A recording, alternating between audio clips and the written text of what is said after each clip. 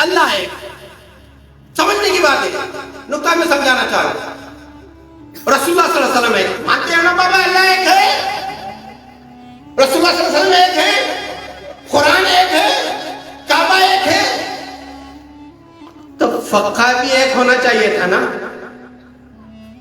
سوچنے کا بات ہے، سوچو ذرا، فقہ بھی ایک ہونا چاہیے تھا۔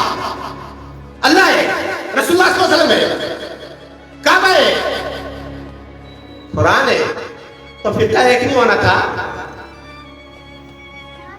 کیوں یہ مختلف فرقے ہیں؟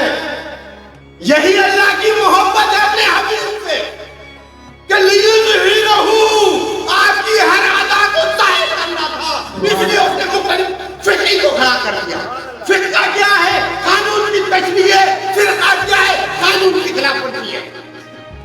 قانون کیا ہے؟ اللہ اس کا رسول۔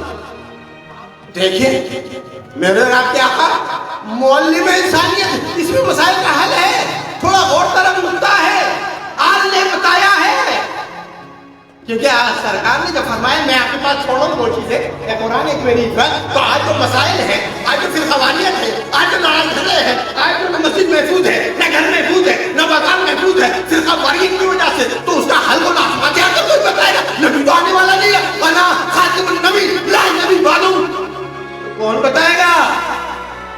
وہ دو میں سے ہم نے ایک کو پکڑا ایک کو چھوڑا،